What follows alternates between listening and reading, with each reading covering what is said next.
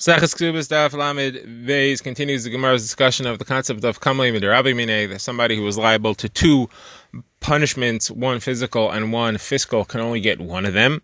The Gemara is now going to turn its attention to what happens when a person is supposed to get both malchus and a monetary punishment or payment that he owes. Which one does he get there? The Gemara is going to have a contradiction, first of all, whether he can get one or both. In order to resolve the contradiction, the Gemara will have to figure out if he's only supposed to get one, which one is it. The Gemara will have a machlokas on that, two positions, therefore two ways to resolve the contradiction, and the Gemara will give the sources for each of the two positions. So let's begin with the Gemara.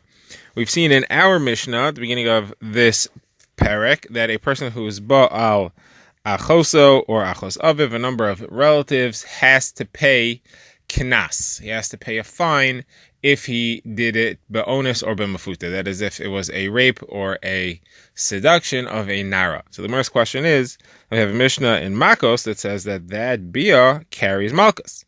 If he gets malchus for that bia, the Mishnah has a list of which types of averos trigger malchus, and on that list you have achoso, achos aviv, achos imo, achos ishto, Eishes Achiv, Eishes Achi Aviv, and Nida. Those are all listed there as Malchus, and those are all listed in our Mishnah here as having to pay Knas. So how could you pay both of them? We have a rule, that you can only pay one of them. So the Gemara is going to answer it, and the Gemara will say that one of them is talking about where either Knas or Malchus don't apply, and the other one is the standard, and that's that you only pay one of them. Now, neither Mishnah said you pay both. Our Mishnah said you have Knas. The Mishnah in Makkah said that you have Malchus. So neither of them is saying you do both of them. We just have to figure out which one is referring to where one of them is not relevant, and then the other one is referring to where both are relevant. You only do one. In order to do this, we have to answer the question, which is, okay, Kamli Midrabine says you can only get one of these punishments, but which is it? If a person is liable to both Malchus and Knas, which is he supposed to get? So this is a machlokes between Ula and Rav Yechanan. According to Ula, he has to pay. If he's liable to both malchus and a monetary fine or a monetary repayment, he has to pay and he doesn't get malchus. According to Bechan, it's the other way. He gets malchus and he doesn't need to pay. So the Gemara, let's work through Ula's approach first. So Ula says, generally, if he has malchus and he has knas facing him, he does not get malchus. He only has to pay the knas. He only has to pay the fine. So therefore, the Mishnah here that says he has to pay Knas makes a lot of sense. We're talking about where he had both Knas and Malchus, and therefore he has to pay the fine, and he doesn't get Malchus. What's Pshat in the Mishnah in Malchus? So for some reason, that has to be referring to where he didn't have to pay Knas. So Ula says very simply, he didn't have to pay Knas because she was not a Nara. We're not talking about a Nara between the ages of 12 and 12 and a half. She was a Bageris. She was older. And there is no Knas on a Bageris. So the Gemara says it's a great answer as far as Knas goes, but there are 5 potential monetary payments somebody would have to pay for hurting a woman in this way. Besides for Knas, there's also Nezek, Tsar, Ripu, Sheves, and Boishes. So the Gemara is going to work through these one or two at a time. The Gemara says, first of all, Boishes, which is the embarrassment that she has, and Pagam, which is her devaluation on the slave market. She's devaluated because if somebody wants to buy a wife for his Eved and he wants her to be a Psua, and because he wants to reward the Eved, so she'll be worth less. So there's a devaluing by the fact that she's not a Psua anymore, and there's also an embarrassment that she suffers. So why doesn't he have to pay those? Even if she's a Bulgaris, she should still have to pay those. How could she get Knas if she has to? How could the Mishnah in Makos say that she gets malchus if he has to pay for boshes and pagam? So the answer is that we must be talking about the Mishnah there must be referring to a shota where she's not functional and therefore she feels no embarrassment, and she also can't be sold as a slave, so she has no value on the slave market. Then the Gemara asks, what about the pain that she suffers? He needs to pay for that. The Gemara says must be referring to knas or a malchus for an onus. That is, where it was not an onus, there would be pain involved. It must be referring to mafuta, where it was a seduction and it was not an onus at all. So then the Gemara says, well, once you want to say that, once you're open to the possibility of saying that the Mishnah there is not talking about onus, it's talking about mafuta, then I have another answer here. We could be talking about a nara, yisoma, who's a mafuta. And therefore we don't have any problems over here, because a yisoma, she gets her own knas. Knas generally goes to the girl's father. But if she's a orphan, then she gets her own knas. So then it would be subject to her rights to get the knas, and a mefuta doesn't get knas herself. Her father could get the knas, but she doesn't get it, and the reason is because she went willingly, so she was mochel him for the knas, and she doesn't have a right to knas. Therefore, once you say that it could be mefuta, it could be talking about a nara. You don't have to make it a bogeres, but it's talking about an orphan, and therefore she has her own rights to knas, and there is no knas to her father, and she loses the rights because she's a mefuta, and therefore she doesn't have anything. She doesn't have knas, she doesn't have any of these other factors involved at all. Okay, so this is how Ula answers the question. Now the Gemara wants to know, Ula obviously, therefore, is holding, like we said, that when one is faced with both monetary and malchus as a punishment, he pays the money and doesn't get the malchus. What is the source of that? So the Gemara is going to try three potential sources. The Gemara is going to try to learn from two other halachas where it says explicitly that you pay the money. So the two are, first of all, in the case of chova b'chavera, somebody who injures his friend, there he has to pay. There is a potential knas there as well because he violated an isser, he violated a lav. The Gemara learns out of lo Yosef pen Yosef lakos alei l'maka rabba v'nikla achicha le'necha. You're not allowed to hit somebody without besides for the beis din giving malchus themselves is a lav to hit someone, and therefore the person should get malchus for violating the lav of hitting, but he has to pay for the injury. And the other case is the case of Eidim Zomimim, that's witnesses that are proved to be false, specifically by another pair coming and saying you couldn't have been there because we saw you somewhere else at the time. There, the rule is that they get malchus for lying, or they should be facing malchus for lying, for giving false testimony, which is a lav. But the punishment there is that you do to them what they wanted to do to the person they were testifying against. So if they wanted to make him obligated to pay money, they have to pay that money that they were testifying to make him. Now, the Gemara therefore says, first of all, let's try to learn out of the case of chava b'chaver, where he injures someone. There, we know specifically that he pays the money and he does not get the malchus. The Gemara will derive where we see that. So we should learn from there to our case of onus and to all other cases as well, that he pays the money, doesn't get a malchus. So the Gemara says, but you can't learn from there because there's an aspect of that case. There's an aspect of someone who injures his friend, which is more likely for him to have to pay the money than for him to have to get the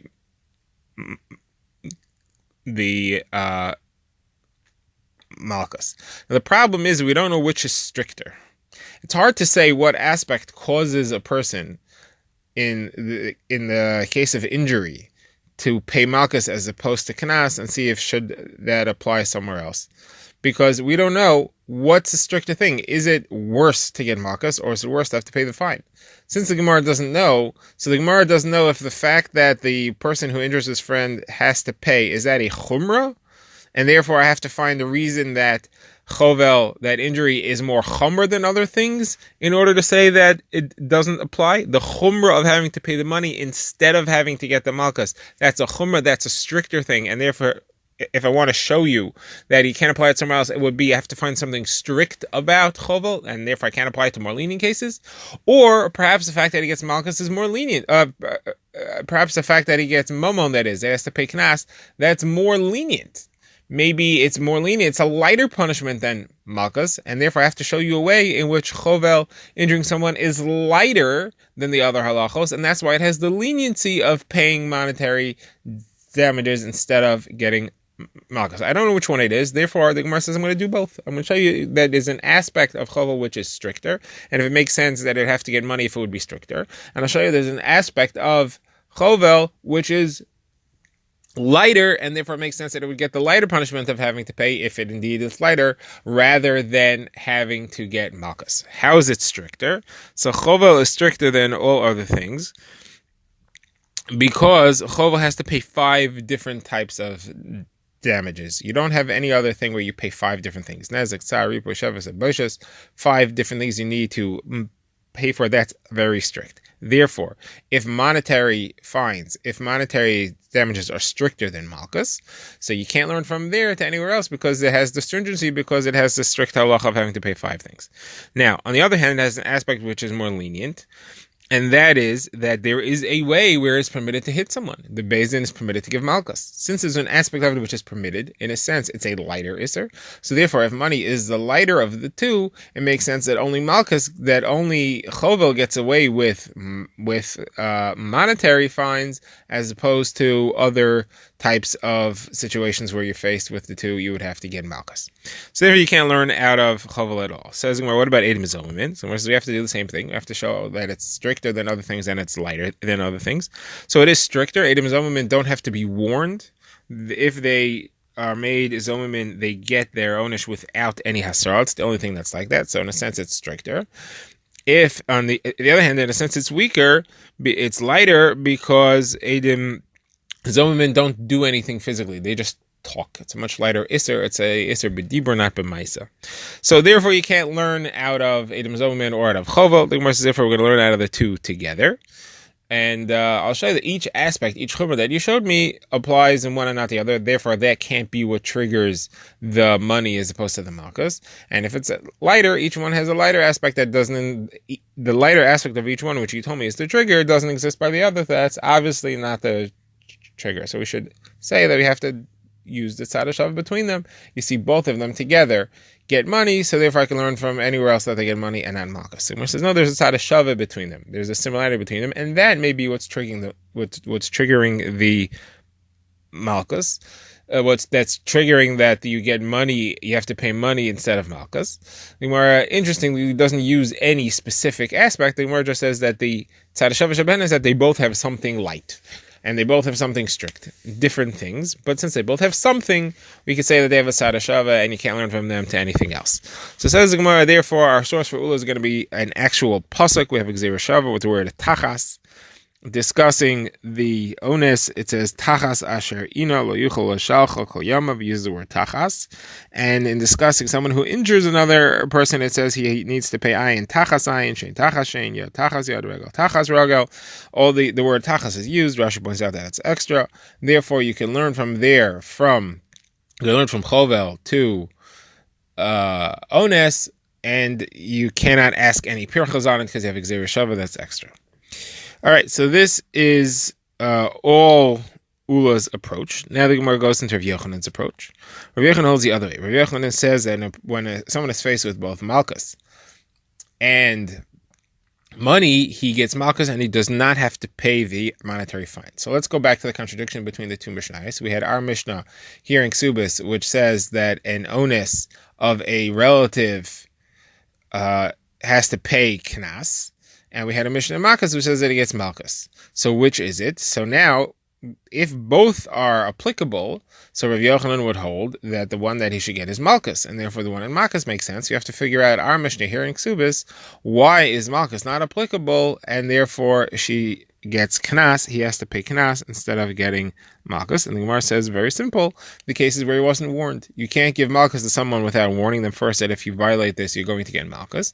He didn't get warned, therefore there's no malchus, but you don't need a warning to be able to pay knas, and therefore he's obligated to pay knas. Okay, that's how Rav Yochanan answers it. Now the Gemara asks, what is the source of Rav Yochanan's halacha that he apparently holds different than Ula? And when you're faced with both knas and malchus, you do malchus instead of knas. So the Gemara says it's learned out of psukim. You have a pasuk which describes the fact that you don't get two punishments at once. The pasuk is in Dvarim. It's a series of 3 psukim. It says as follows: if you hit somebody, you get kedei rishaso b'misbar. You get in accordance with your wickedness. So the Gemara makes a drasha from there. Rishaso is his singular wickedness. Risha achas you only get punished for one thing. You can't get 2 punishments for the same action. Right afterwards, though, it says Abraham Yikenulo Yosef, you should give him 40 malchus. So you see right there, it says you only get one of 2 punishments. Which one do you get? Right, the next words are saying malchus. So you see when you're faced with 2 punishments, one of which is malchus, you get malchus and you don't get anything else. So here's a clear source. The Gemara says so, but what's he going to do with chovel and edim zomin? Edim zomin, we saw clearly, you get money and not malchus. Now, Rish Lakish, Ula, that is, tried to learn from there to other cases. So we found that we couldn't, But how is the Yochanan going to explain it? He has a pasuk that says, whenever you're faced with mammon and malchus, you do malchus and not mammon. But here you see clearly when you injure somebody, it's mammon and not malchus. And Edom Zomamin is money and not malchus. So the Gemara says that there's a special exception. There's a special limud in each of these. And that's why it's learned out that this is an exception to the rule. Now, just before the Gemara gets into showing those special sources, the Gemara says, maybe you'll give me a different answer, which we're going to reject. The Gemara says, maybe you'll tell me that where did the Torah say that Edom Zomamin and a Chovel need to pay? That's only where they can't get Malkas because they didn't get a warning. So the Gemara says that's not true. It can't be, because you have a statement from Ami quoting of Yochanan who says that a Chovel, if he hit someone and the damage that he caused is less than a shava pruta, so he doesn't pay anything significant, then he does get malchus.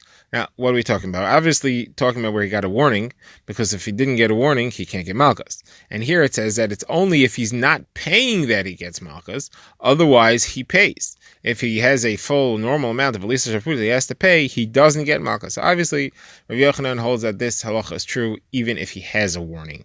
That if he's paying, if he could pay, he pays and he doesn't get malchus. So that answer is not going to help. So therefore, we have to say that there's an exception here. There's a specific lima that teaches me an exception. So what we're going to use is a statement of Rabbi Allah, who gives us a specific source for an exception in case of Edom Zomamin, and we'll come up with our own in the case of Chovel. Rabbi Allah was commenting on a machlokes between Rabbi Meir and the Chachamim. They were discussing a situation where you had Edom Zomamin, and they testified that somebody owes someone else 200 zuz. Turns out that they were Zomamin. So according to the Chachamim, you get both malchus and have to pay. Rameir says, no, Kim Levinarmani, you only get one. Why do the Chachamim say you get both? The Chachamim say because they're two different isurim. It's not the same iser. The only time you say Kim Levinarmani is where one iser triggers two punishments. You can only get one of them. Here, although they did one action, testifying that somebody owes, there's two different isurim. One is the fact that they testified falsely. That's one thing. And the other is that they shouldn't be zomimin. That's a different iser. And that's separate punishments, and that's why it's two different isurim, and they can get a punishment for each. That's the Chacham's opinion. Now, we're going to focus on Rabbi Meir, who says there is Kamei B'Ramine, even though there's two different isurim, since it's one action, or even a simultaneous action, and therefore Rabbi Meir holds that the Mishnah spells out that they pay and they don't get malchus. So the Gemara says, why? Why is that the case? Why is not the other way around? And that Rabbi Allah says, because the Torah specifically says that Zomamin pay. Where does it say that? It says, Vasisim Kasher Zomam Blasos La'achiv, and right afterwards it says Yad B'Yad, and talking about Zomim, it's followed up with the phrase of Ayin B'Ayin, Shein B'Shein, Yad B'Yad, Regel B'Regel. So there, Yad B'Yad is referring to something which passes from hand to hand. The Gemara says that means that they give money. So there is our source. Edom Zomamin always give money, even if they are faced with malchus as well, which they always are. Now, that's what Rabbi Law commented on Edom Zomamin. We're going to say that you have the same thing for Chovel. Because Chovel, it says, an extra phrase, it says, Kasher asa keni asalo, as they did, so shall be done to him. And then it lists, Ayin Tachasayin and all those, and it ends off Kain Yinasen Boz. That's a repetitive phrase. Kain Yasalo and Kain Yinasen Boz is repetitive. The phrase Kain Yinasen is to teach me that something which is given, something which has nesina, given from hand to hand. So specifically, therefore, the Torah tells me that Edom Zomamin pay money, and that's why they are. That is chovel, that is pays money, and that's why that's an exception to the rule. But anything besides those two, says Rav Yochanan, they get malchus and not money. Asks the Gemara, why didn't Rav Yochanan want to say like Ula? Ula had a very good source where it said, Tachas Shar'ino, we learned that we have a specific source that says that you pay them money and not the malchus.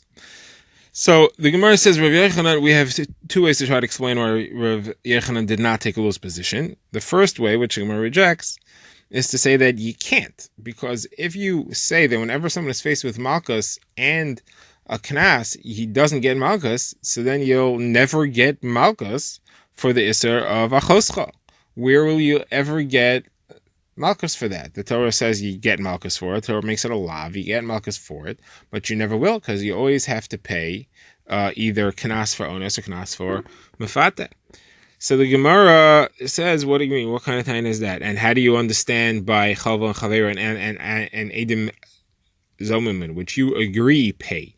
There's a lav. Each of them has a lav. There's a lav of lo Yosef, and there's a lav of not saying false edus, but they don't get malchus for either of those. So you're canceling those lav. Also, how are you okay with that? Someone says, no. There is a circumstance in which you don't have to pay, and therefore the lav applies in that case. So Edim Zomin will be if he testifies that someone's a ben grusha ben chaluta. There is no monetary payment that they have to do. There's no Edim. You can't make them into a ben grusha ben chaluta. The only thing that they have is malchus. And as far as chovel, it could be if you hit somebody, and the costs add up to less than a shav pruta. Therefore, there's nothing he has to pay, and therefore he gets malchus there. So those would be the cases in which you weren't mevatel, and there is still some situation in which you have malchus and you have the lav. So Gemara says the same thing should apply in the case of achoscha. It could be where achoscha was a onus or mefate, but she was a bogeres, and there was no pain or anything that was caused. So there's nothing you need to pay. You don't have to pay kesef, Boshes, Pagam, or any of those things. And therefore, that's a situation in which we get malchus. So, the Gemara therefore has to reject it, because we don't have a good argument that there will be mevatel that entire lav. So the Gemara therefore says Rav Yechon didn't like Ula's approach because he has a different use for the pasuk of Tachas Hasha'ina. He says it's not extra. Tachas Hasha'ina is from where I learned that there's such a thing as Boshes, Pagam, Nezik, Tsar, Ripoy, and Sheves, in a case of an onus, because the Torah tells me about the knas that he has to pay, the 50 shekel fine. How do I know that that's not meant to cover everything? So Abaye says that it comes from Tachas Hasha'ina. It says that the reason you're paying the fine is Tachas Hasha'ina because he oppressed her, and there it's specifically for that. All the other things are not covered by this fine. So you do have a need for that pasuk. It's not extra, and therefore you can't tell me I have Gzeira Shava, which is extra, and you can't ask Pirchas, and I could still ask my Pirchas. Now, the Gemara says that's good for Rav Yechon. What is Ul going to do? So Ul has a different source for this halacha, that there are those 5 things, and that the Kana is not meant to cover everything. And that source is because it says, V'nasan ha'isha shochiv imalavi anara chamishim kasef. It says it's because of Shochev Ima, because he's a Shochev Ima. This is a payment for his Hana of Shochev Ima. That's what this Kanas is for. It's not meant to cover her other 5 things, and therefore he has to pay for that separately.